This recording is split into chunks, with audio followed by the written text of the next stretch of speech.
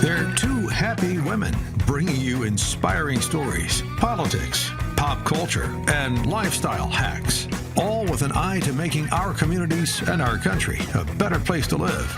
It's the Happy Women Podcast with your hosts, Jen Horn and Katie Gorka. And welcome to another episode of the Happy Women Podcast. I'm Jennifer Horn. And I'm Katie Gorka. And Merry Christmas. If you are watching the podcast, you will see that we are dressed in red and green. I've got flashing lights. Are those cute little light bulb earrings that you have on too? Look at how cute. So we're feeling it today. We're very festive. We're in the spirit, and we hope you are too. And I know I speak for Katie when I say one of our biggest gifts this year has been doing this podcast, and you all spending time with us every single week. It means the world. So thank you so much for being part of the Happy Women family. And boy, oh boy, do we have a lot to talk about today. We're going to talk about some charitable causes, but first we got to jump into the news. And I love how everything that we thought was happening, and then people told us we were crazy. Now it's all coming out as truth, from Hunter Biden's laptop to COVID to now this huge article that came out in the Wall Street Journal. Katie, this thing is absolutely insane. You want to take us through it, because this, not surprising to all of us on the outside, but it's notable that the news media is now talking about it. And that people inside the Biden administration are talking about it. That's also what I find really interesting. So the Wall Street Journal has this massive article today, and they're talking about the fact that they interviewed 50 people for this article. And the conclusion is how the White House functioned with a diminished Biden in charge. And it sounds like, they make it sound like it. It really started to happen very early on.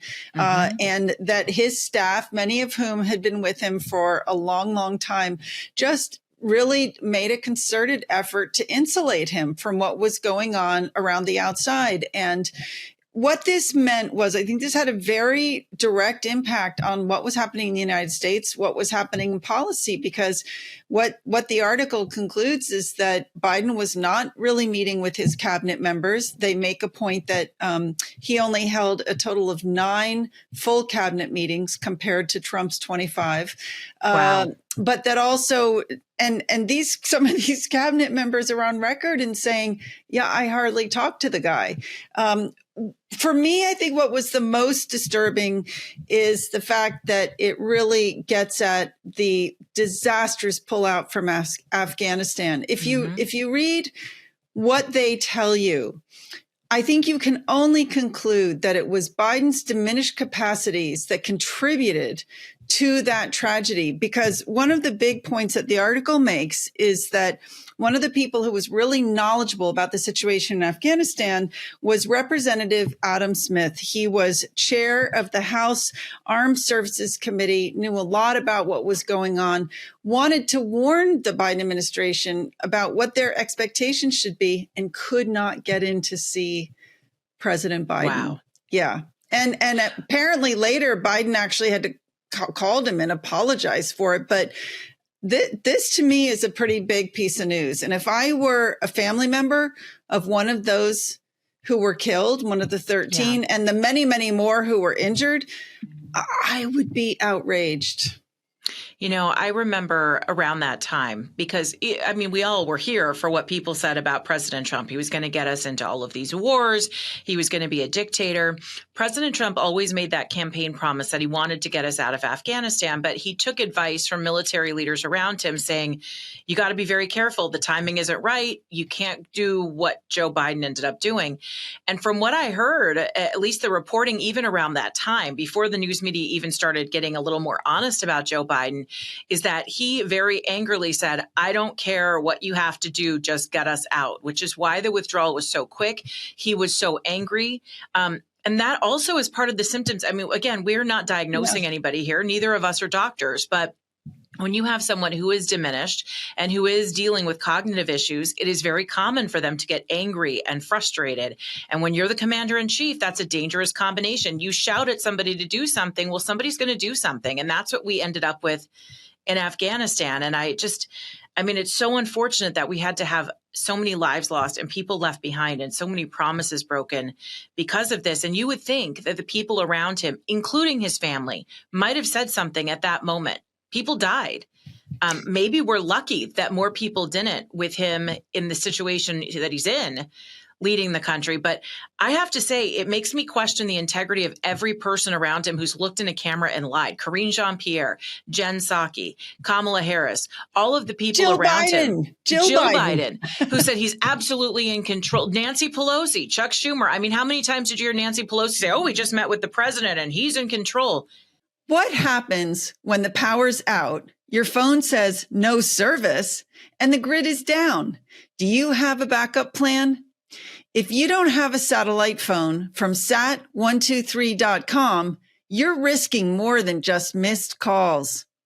A satellite phone from sat123.com keeps you connected no matter what.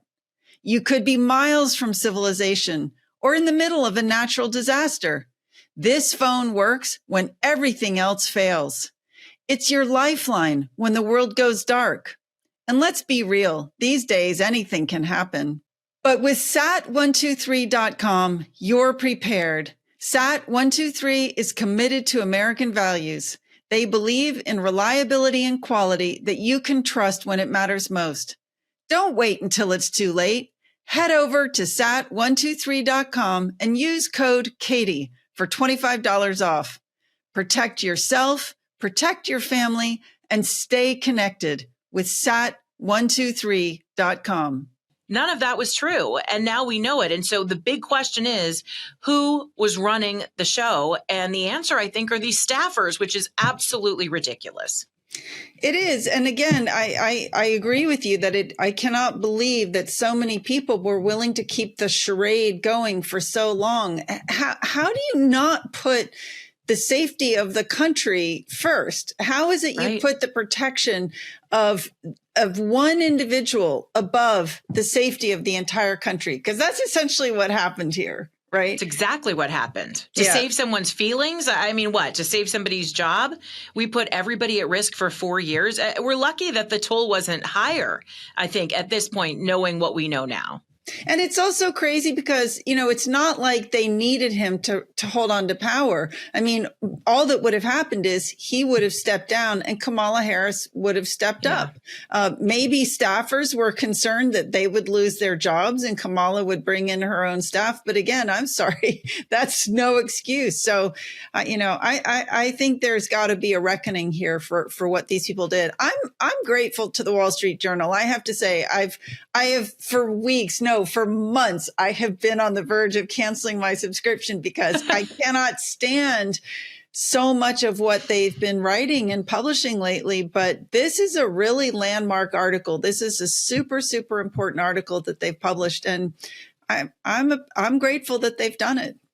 Yeah, I think it's important. We need the truth out there. And we also need to hold accountable the people who lied to try to protect him and whatever power they were trying to get. Now, the other big news, and again, it feels like we were all in a house of cards, right? And the cards are starting to crumble. So the other big news is that the Georgia Court of Appeals ruled that they had to disqualify Fulton County DA Fani Willis from President Trump's state election interference case over conflict of interest. Now, again, this is another one who loved to find a camera and lie in front of it, saying she wasn't in a romantic relationship with one of the prosecutors in the case, Nathan Wade. She loved to come out there and say that everything was on the up and up. But Katie, now we know, and the high court has said this is over.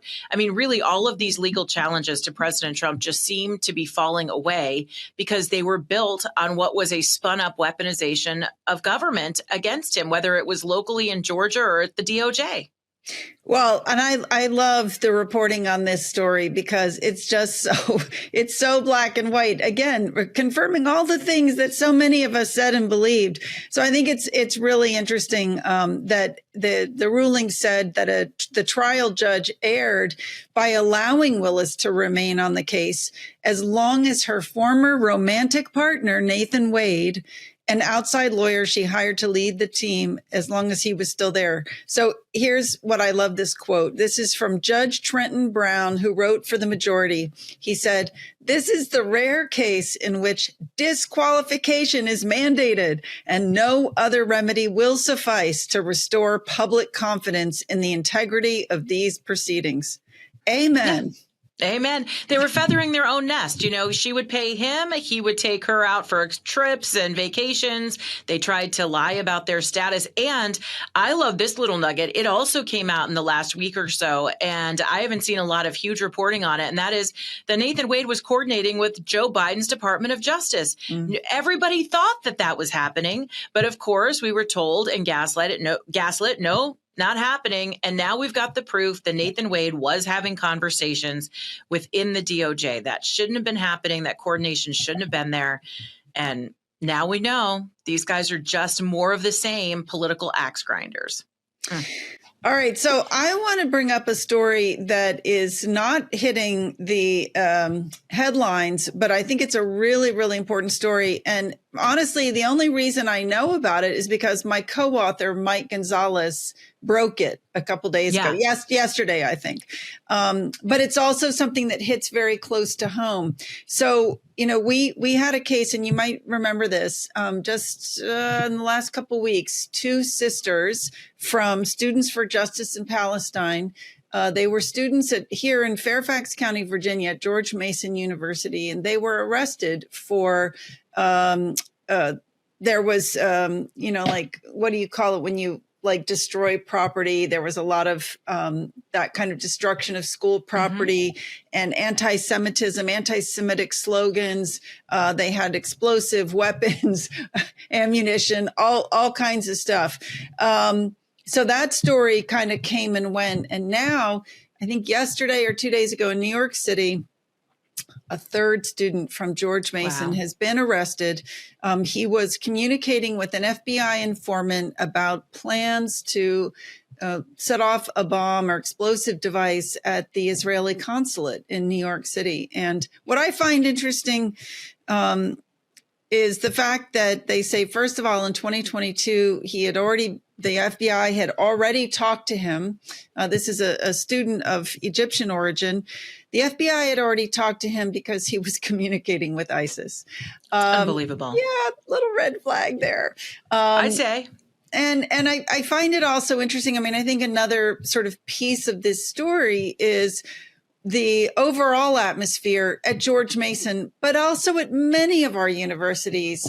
George Mason has a very totally woke president, as do many of our universities right now. I think Heritage put them in the top 10 for the most woke universities in the country. And it creates an environment of permissibility. And when you have students like this that have been, flagged by the FBI, why are they still there? Why are they not being, time to go? Why are they not being shipped back home? And I think this is, absolutely something that the Trump administration will look at. Do we want to keep students here who are a threat to our national security? Foreign students, sorry to be clear, foreign students who are a threat to our national security.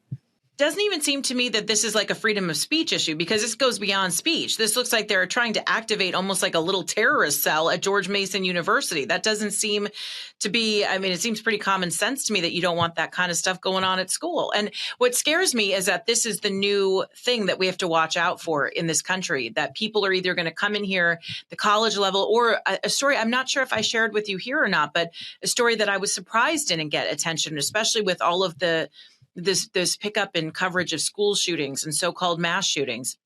We had two young children who were killed, or excuse me, not killed, thank God, but they are fighting for their lives still today, a 5 and a 6-year-old.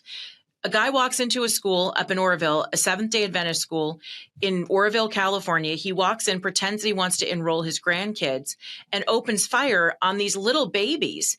Ends up shooting a 5 and 6-year-old child, and then turning the gun on himself and committing suicide. And he had a manifesto. He was doing it for Palestine. He was doing it because he didn't want America siding with Israel. For me, that is a terror attack on our our most vulnerable, our kids.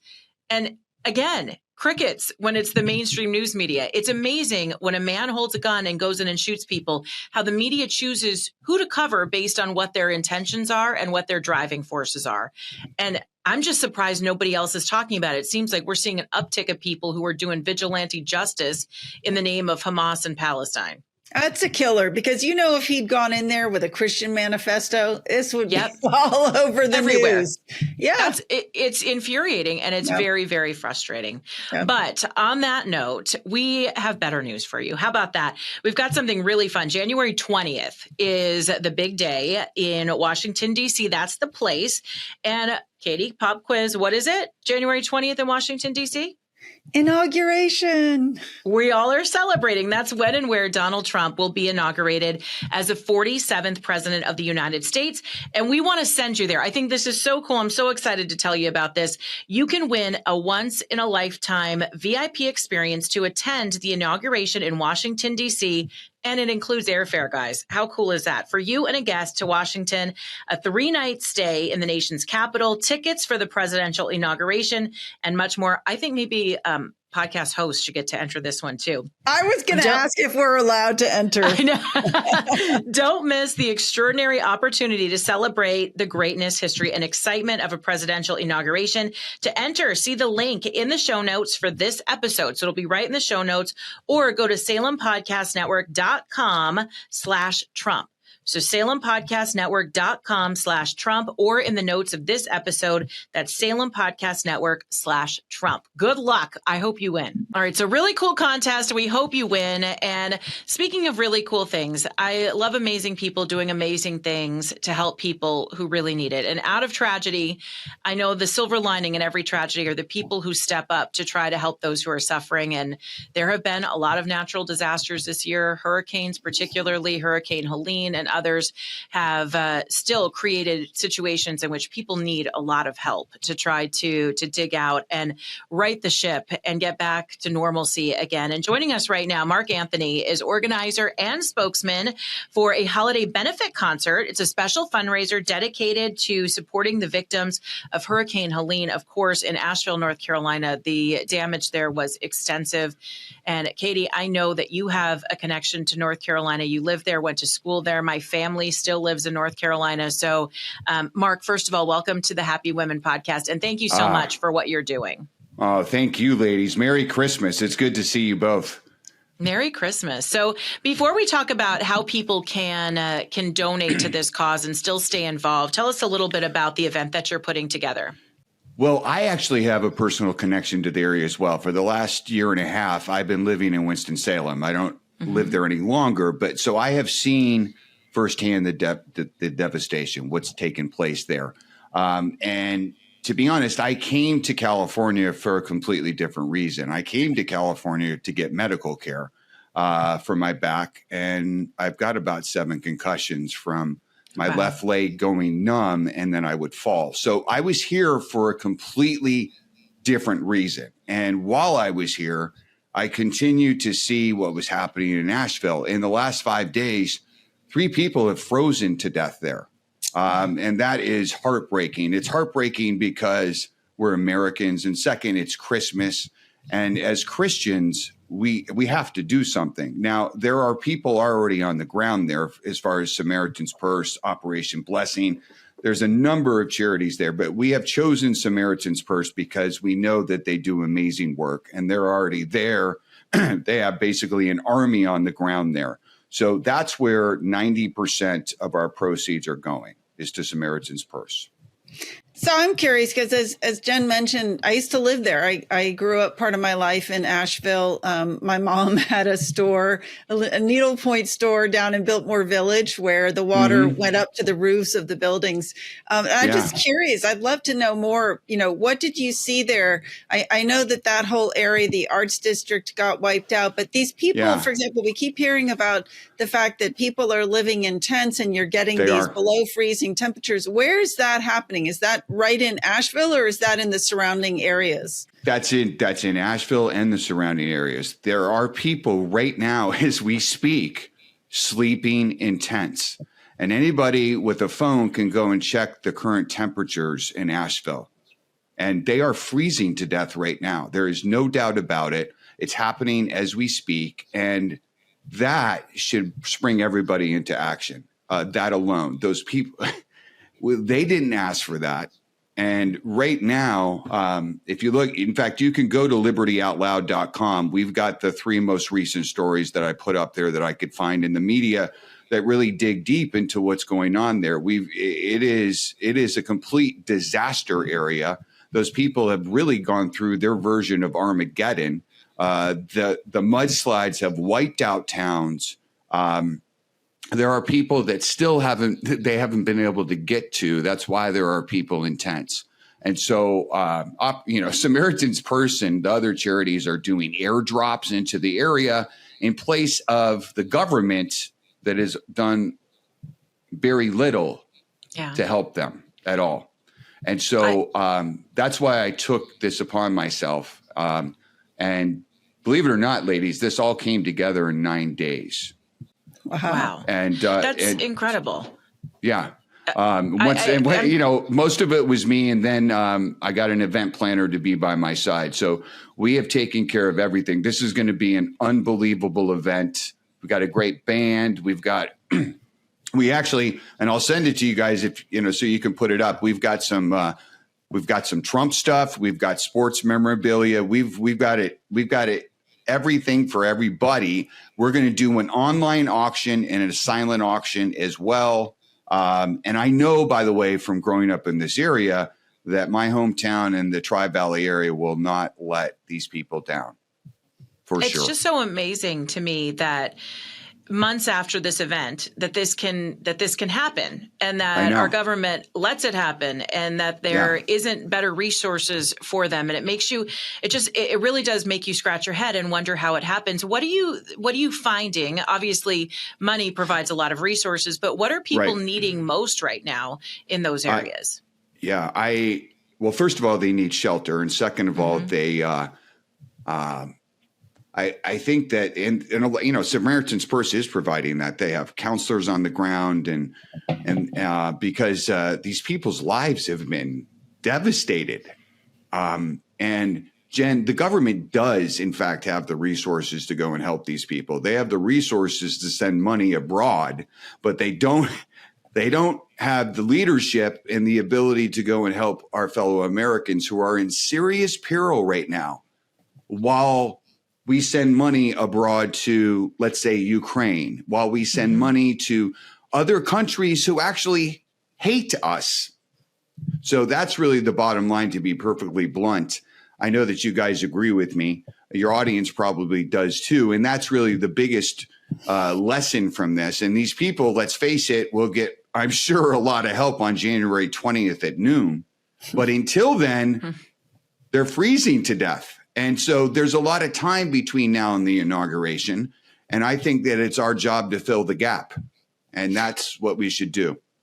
So the concert's happening December 22nd. Is that right? Yeah, December 22nd. The event starts at 5:30. We're going to have a live auction, a silent auction there. The main event begins at 7:45 at night. We go till 10 p.m. And that's in California. That's correct. In Pleasanton, California. So, but if people miss that date, how can people donate to support this cause? Yeah, they can go to libertyoutloud.com. We're still going to have a donation page up there. And there's an area where they can choose a one-time donation or a recurring one. And we will make sure that those funds go directly to the charities we've named. We also, by the way, and I just want to throw this in there is a charity here in Danville. As you guys know, every charity has a story behind it. So there is a charity in Danville called Lazaric's Cancer Foundation. And what they do is really just unbelievable. And I know their founder extremely well. She's going to be at the event. They do something. This is why they started. Her brother-in-law had pancreatic cancer. And so the founders started researching clinical trials. And she was able to get Mike to live 7 years longer by those clinical trials. And what she found out, because Mike's friends who were cancer patients kept saying, "Mike, you look great. What are you doing?" And he kept saying, well, my sister-in-law is getting me into clinical trials. Well, these people started to call Dana. And what she realized is that the biggest barrier for them to go was money. And so what Lazaric does is connects them to the best clinical trials. They're connected across the country with major hospitals, and they pay for everything and for a family member or a significant other to go with them. So we're gonna help them out as well along the way. That's fantastic. Give us the website one more time so people can get involved. LibertyOutLoud.com. LibertyOutLoud.com. Correct. We love that. LibertyOutLoud.com. So you can donate. These are great causes. And I guess just in kind of closing here a bit with you, Mark, not everybody takes the time to give back. What drove you to give back and to become so charitable? Well, I've been this way my whole life to a certain extent, but I think that the meaning of Christmas is to help others and to show them the love of Christ. And that's what we're going to do. I have been really blessed throughout my life. Aside from what I just went through, I'm going to be perfectly fine. I'm already 80% recovered with my concussions, and the spinal cord stimulator, guys, is going in the day after Christmas in DC. So I know I'm going to recover, and I have the ability with all my connections to make events happen. So that's why. I love it. Mm-hmm. Yeah.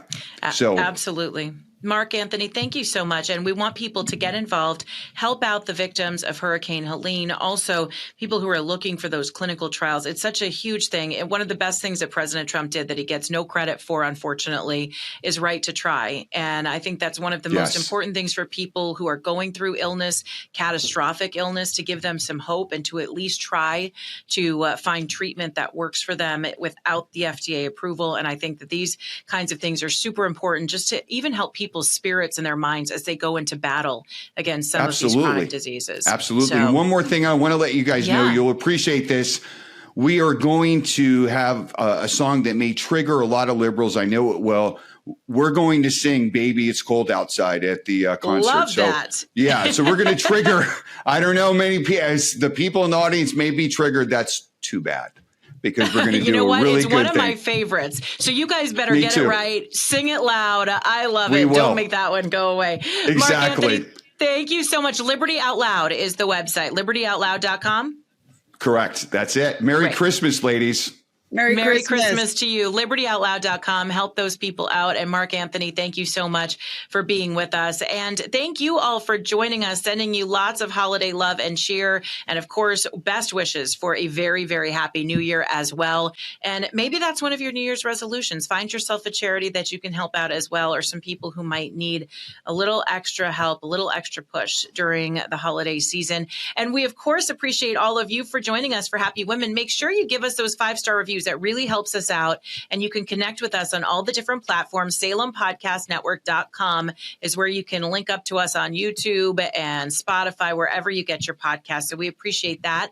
And of course, get Katie's book, a perfect last minute gift for the holiday season. It's called Next Gen Marxism, and you can find her at katiegorka.org. Also, search her out on Facebook. Just search for Catherine Gorka, or on Twitter /X at Gorka Katie. You can find me on social media as well, Instagram and Facebook, Jennifer Horn Radio, and on Truth and on X at Jennifer Horn. Thank you all so much for joining us. Merry Christmas. Happy New Year. It's another episode of the Happy Women Podcast.